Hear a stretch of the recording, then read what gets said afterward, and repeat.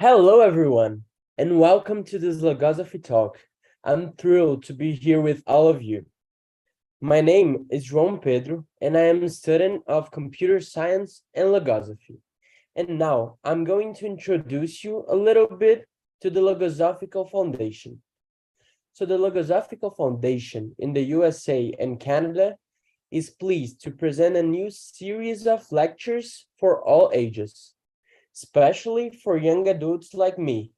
Information as an integral human being. Schools and universities have already been fulfilling my professionalizing role. Logosophy, on the other hand, has been contributing to my formation as an integral person. Learning to know myself, I can learn my position in all of the environments I attend and act in. In this new series of lectures on how can I consciously improve myself, speakers will present different topics to stimulate us to reflect together on our own lives and on what values we need to build to live them in a more conscious and fulfilling way. Now I have a question for all of you. Have you ever thought about learning exactly what happens inside your mind? Each day improving more and more on this topic? As an example, why do we sometimes plan to wake up early, but when the time comes, we go back to sleep? And how can we improve on this situation so each time it becomes easier and easier to wake up? Since this may be your first contact with the Logosophical Foundation, I will briefly share what the institution is.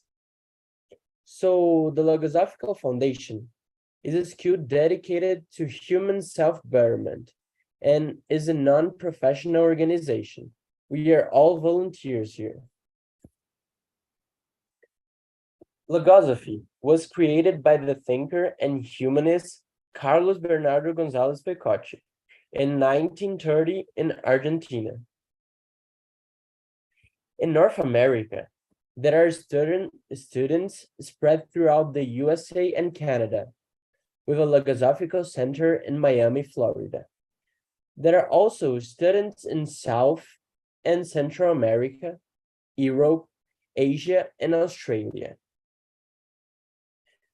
There are also primary and secondary Logosophical schools in South America that teaches the regular disciplines based on the Logosophical pedagogy, which teaches kids how to think by themselves since an early age.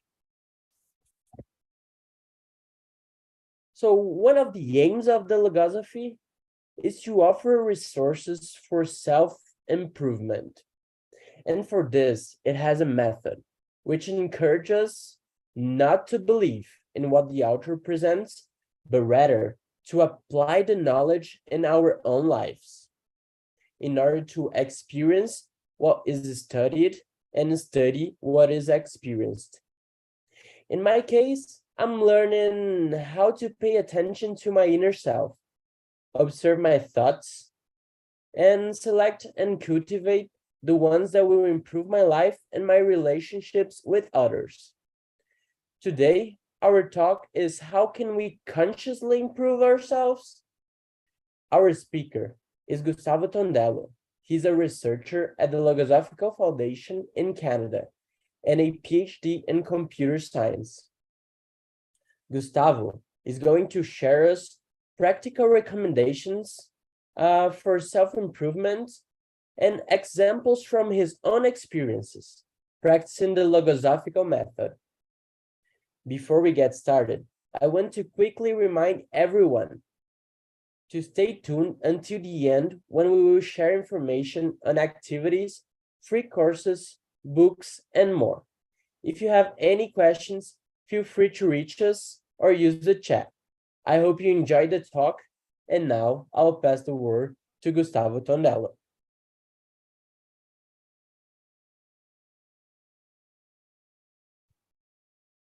Hello, everyone. And thank you for the introduction, João. I'm Gustavo, and I started studying and practicing Logosophy more than 20 years ago in Brazil. I moved to Canada 8 years ago and have been collaborating with the Logosophical Foundation here in North America since then. Self-knowledge and self-improvement are ideas that have been around for thousands of years. But I've seen that recently there's been more and more people talking about them, which is great. But the challenge, I think, is to figure out how to really improve myself on a deeper level, not only on a surface, not only the easier stuff. We humans have an incredible capacity for changing ourselves and the world around us, according to our will. And with this power, we've been individually and collectively improving everything around us. I think that we're generally better now as human beings than those before us, as we've learned and improved upon what they left us. We have more material and technological comforts than our ancestors could dream of. And that's all wonderful. On the other hand, I feel that we've been exercising this power more toward improving what's outside of ourselves, rather than improving ourselves. It's not that we're not improving ourselves at all, but there's a higher focus on external improvement. For example, I went to school and university and learned so much about the scientific and engineering methods that have allowed me to contribute to the creation of many technological advancements in the companies I've worked for during my professional career. But they didn't teach me a self-improvement method. Even though we learned some life skills at school, it's clear to me that their biggest focus is on teaching how we can make contributions to the world outside ourselves and not how to consciously improve ourselves. So, is there any effective self-improvement method that we can learn and apply to our own evolution? So that's precisely what Logosophy has been offering for almost 100 years. Logosophy is a practical philosophy that presents a method for self-knowledge and self-improvement through a process of conscious evolution. So the Logosophical Foundation, the institution that is presenting this series of lectures, is essentially a self-improvement school. Each member is, first and foremost, a student and investigator who seeks to learn the Logosophical method for self-improvement and apply it to their own evolution. But at the same time, we're also volunteers who share our experiences with other people so we can spread awareness about the existence of this method and help them get started in their own process of conscious evolution. So today, I'll present what is conscious evolution for Logosophy and how this self-improvement method works. Everything I'm presenting today is based on what I've learned and my experiences in all these years studying and practicing this method. We're just going to scratch the surface of this method and the time we have today. But in the end, we'll leave references for those who want to learn more about it. Okay, so let's get into it. But to make a long story short, we can say that the Logosophical method works in 3 phases: study, practice, and mastery. But I think that this is actually how you learn most practical things in life, right? So the novelty is that Logosophy teaches us how to do this to learn and improve our own internal qualities. I'll explain how this works with an example. So a few years ago, I noticed that often when I had several things on my plate to do, I ended up forgetting to do some of them in time.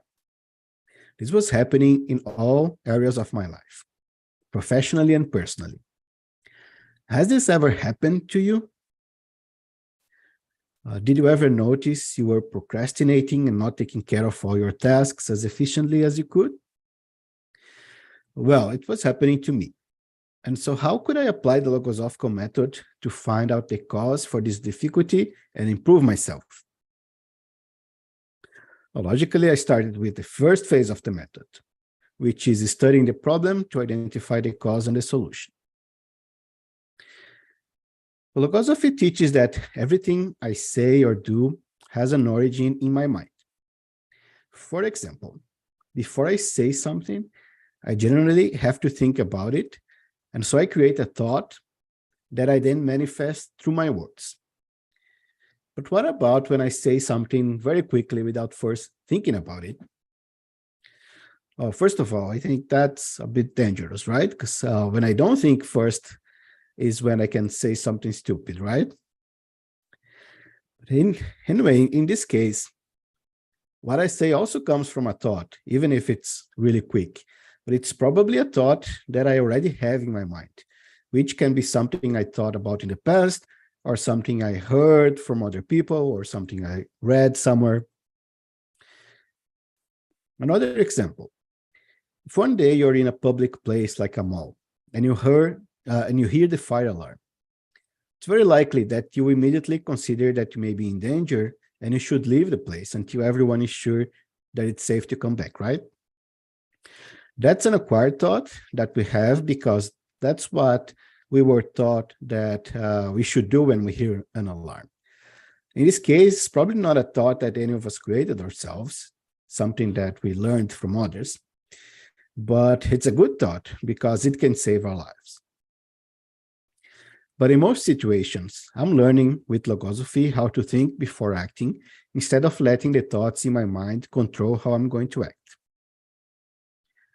So for this reason, Logosophy teaches that life is a mirror that reflects what the individual thinks and does, or what his own thoughts or extraneous ones make him do. That's a phrase I took from the book, The Mechanism of Conscious Life. Okay then, so could the thoughts in my mind be the reason I wasn't able to complete all the tasks I had to do? So that's where the logosophical method comes in and teaches me how to study what's inside me and what's causing my outside behavior. For example, something I learned is that I can have some deficiencies, which are negative thoughts that control my actions, even when I'm not aware of them. This usually happens because I'm not used to consciously observing my thoughts, acting in my mind all the time. So sometimes my thoughts control what I'm doing without realizing it. Logosophy has a full book dedicated to the deficiencies. That's named Deficiencies and Propensities of the Human Being. So I started looking into it. And commonly, I'd say that I was procrastinating and not doing my tasks on time, right? But if I want to improve myself, that's not enough, because procrastination can have many different causes. For example, a lack of will, motivation, or organization. So I needed to figure out exactly what was the cause for my procrastination in my case, which is probably not the same as it is for other people. And that's exactly what Logosophy helps me to do by studying my deficiencies. So I initially considered disorder or indiscipline, which are two of the deficiencies described in the book. I initially thought that those could be the causes, but those deficiencies didn't seem to relate to my exact situation. As I read their description in the book, it didn't seem exactly what was happening to me. But then I found the explanations about another deficiency, negligence.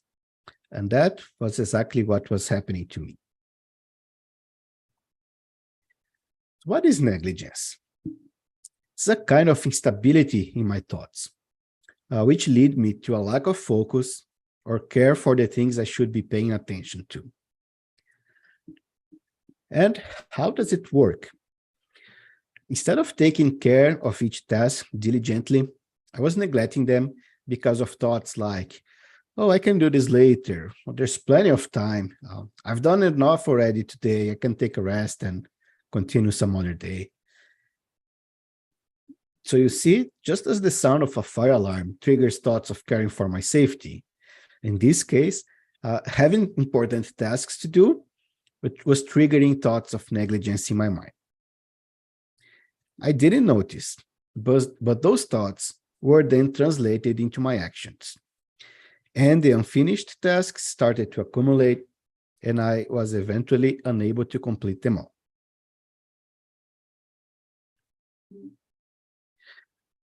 Okay, so now that I knew that the thoughts of negligence were the cause of my problems, how did Logosophy teach me to overcome them?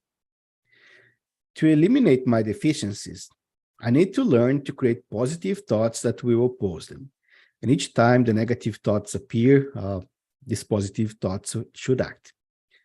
These thoughts that are created specifically to oppose the deficiencies are called anti-deficiencies. And creating anti-deficiencies in a case like this is just like taking a safety training, where you will learn several thoughts that will tell you what to do, like walking in an orderly form to the next exit when the fire alarm rings, which you will be ready to automatically use whenever you need these thoughts. So I studied what kind of thoughts I had to create to oppose the negative ones and applied the suggested anti-deficiency for negligence, which in this case was diligence. Being diligent means caring and focusing greatly on the task at hand and always putting the effort to complete it in the most effective way possible. When the deficiency would then tell me to leave something to do later, for example, I'd oppose that with a thought that would tell me to get the task done immediately or as soon as possible. So I could avoid creating a debt that I would have to pay later. Well, so now I knew what I had to do to overcome negligence and become more productive. So the second phase of the logosophical method is applying this knowledge and verifying the results. So I started to consciously keep thoughts of diligence ready in my mind each day as I started working. Whenever a new task showed up, if I could complete it quickly, I would try to do it immediately instead of leaving it for later. And if I could not do it immediately, I would take note.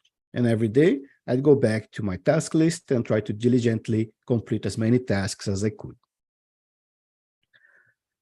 And the results were amazing. Well, I knew that I was doing that to improve, but I was surprised how well that worked. After practicing this for just a few weeks, I could see that I was doing everything I needed to do on time. And eventually, I learned to have even more projects going on at the same time and still manage all of them well. But does this mean that after I managed to apply the anti-deficiency successfully, the negligence was gone forever? Sadly, not at all. That still doesn't work every time. And sometimes, especially when it's a complex task, I can still procrastinate. And that's why the third phase in the logosophical method is to continue practicing the new behaviors and the new thoughts until I finally master the new skills. So until today, I continuously practice diligence. If I don't pay attention for a period of time, I may start leaving things slip. But if I focus again, then I can get back to using the anti-deficiency effectively. Over time, negligence is losing strength in my mind, and the goal is to eventually master the skill of being diligent. So learning how to create positive thoughts to oppose my negative ones work together with practicing the conscious observation of my inner world. First, I need to identify the thoughts that cause my deficiencies, and then create the anti-deficiencies to oppose them. But for that to work, I need to be attentive so I can see when those negative thoughts appear. And at the moment, I can then remember the positive thoughts I had created and put them to good use.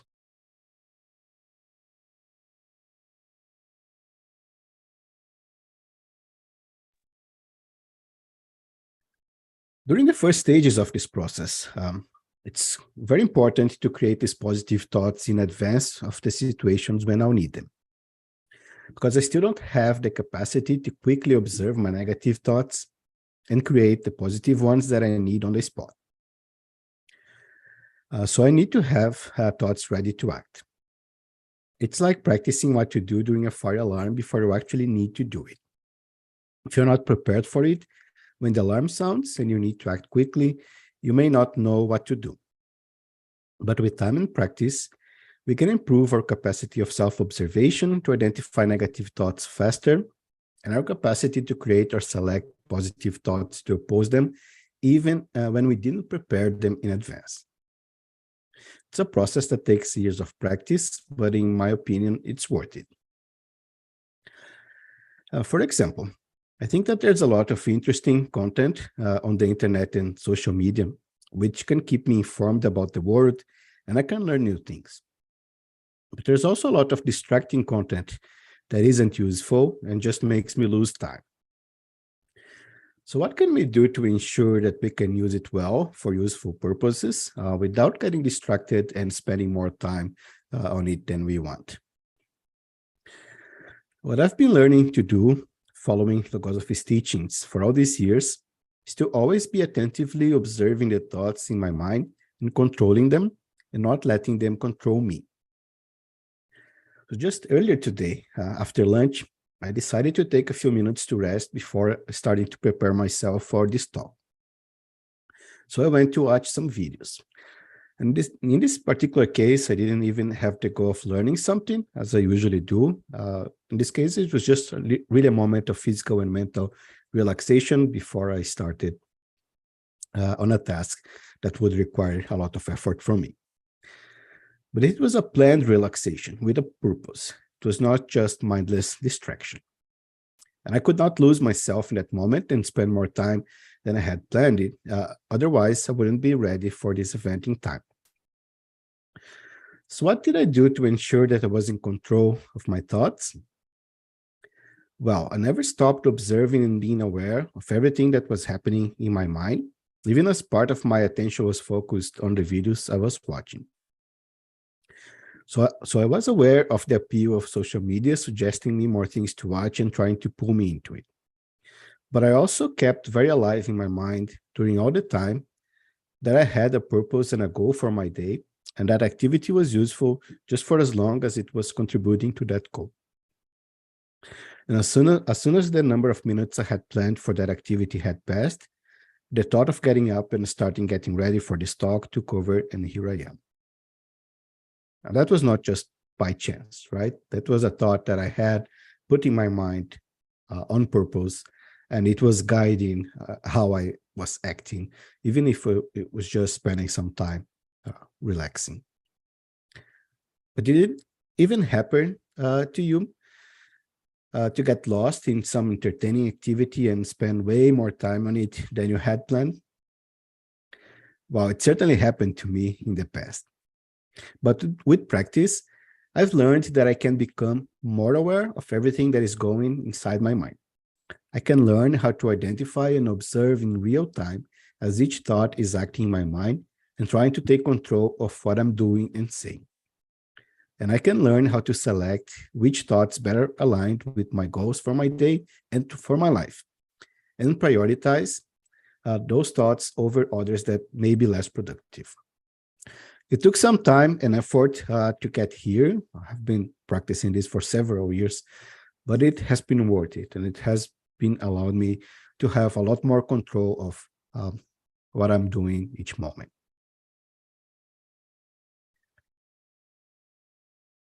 Okay, until now, I talked about experiences in which I improved characteristics that made me more productive, right? But how about our deeper values or moral characteristics?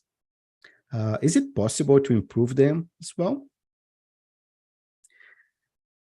I recently found a scientific article published by researchers from the universities of California and Pennsylvania titled, "Do People Want to Be More Moral?"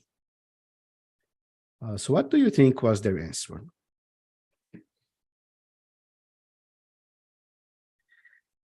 They found that people reported a lower desire to change more morally relevant traits, for example, honesty, compassion, and fairness, compared with less morally relevant traits, for example, anxiety, sociability, productiveness.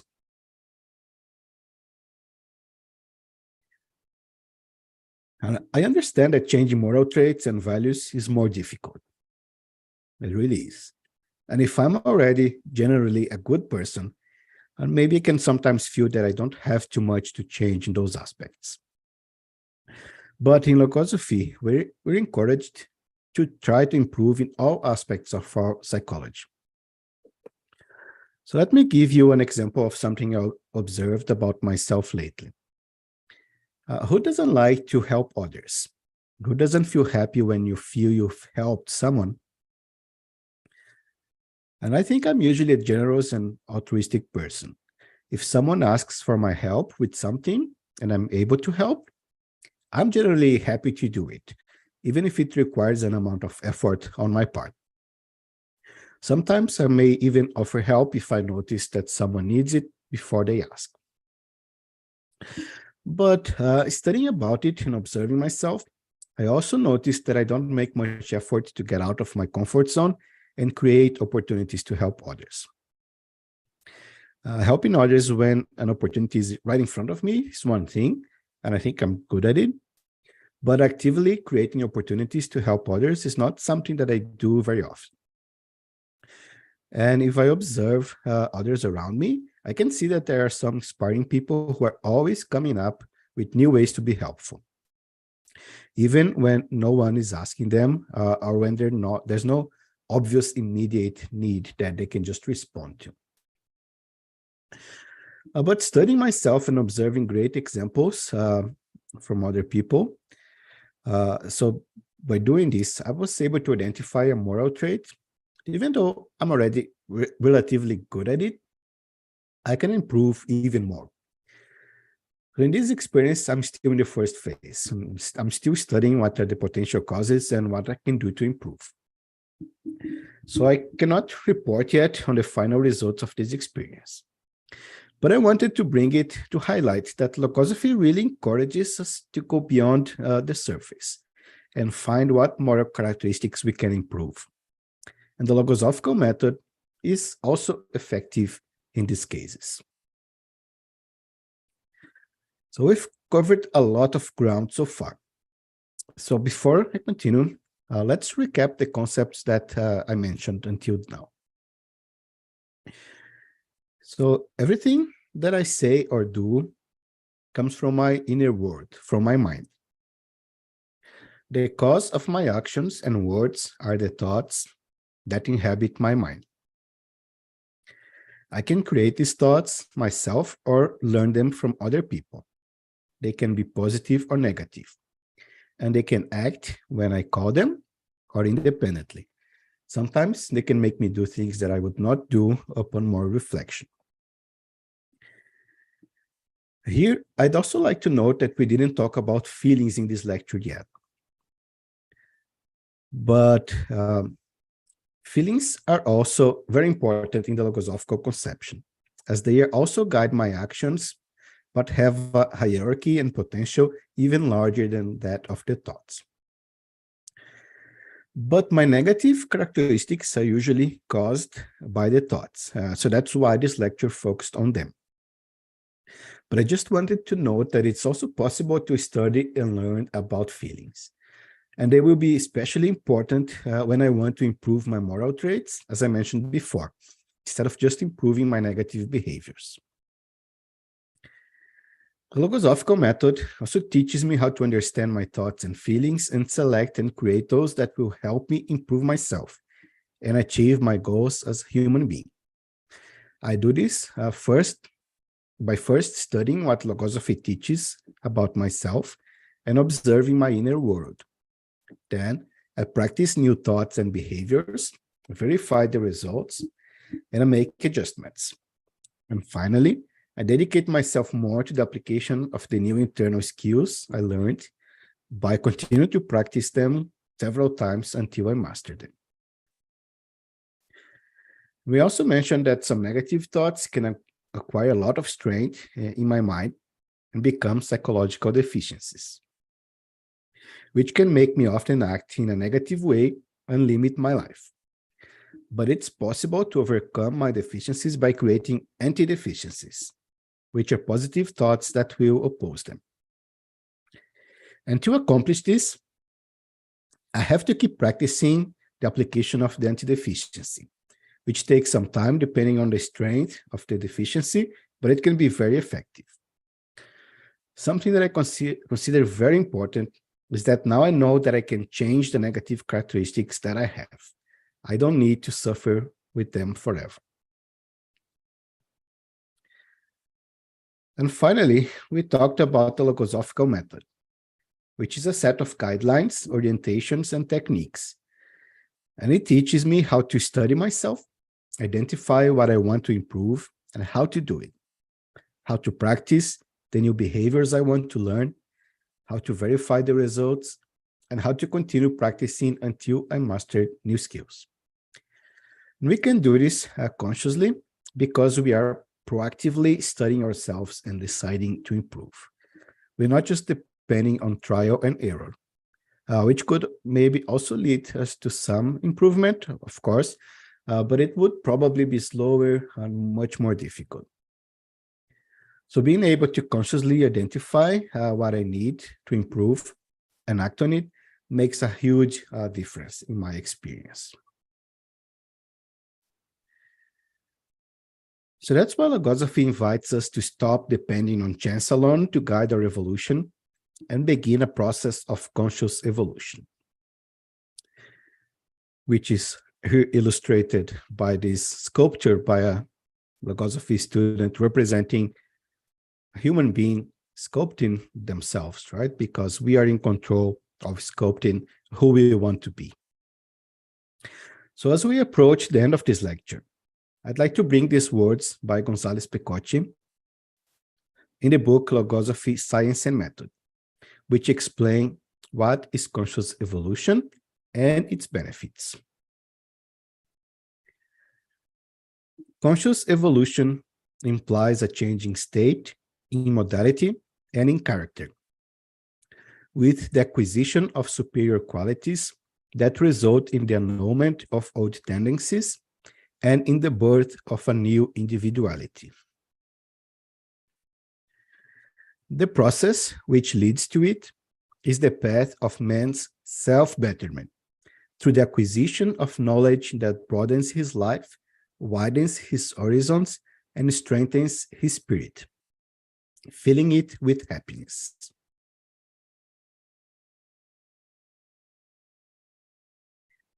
So as González Pecotti teaches, applying this method for self-improvement and conscious evolution really helps us feel more accomplished and happy.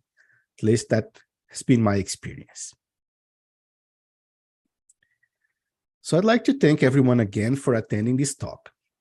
If you want to learn more about the Logosophical method, check the links we're posting in the chat and the video description. There you can find the books I mentioned throughout this lecture for free download and more videos about Logosophy too. You can also request a free individual online meeting where a member of the Logosophical Foundation can explain how you can start studying Logosophy and applying this method to your own life. And feel free to also post questions in the chat if you want, and we'll be answering them for a few more minutes. Also, I'll just remind you again that this talk is part of a series of lectures on how to take charge of my life and transform my world from within. The previous lecture talked about how to turn battles into opportunities, and the recording is already available here on our YouTube channel. And the next talk on March 18th will be about the true meaning of life, and it will continue exploring more about some of the concepts I introduced today, such as thoughts, feelings, and happiness. Thank you, and we hope to see you again in one of our next events.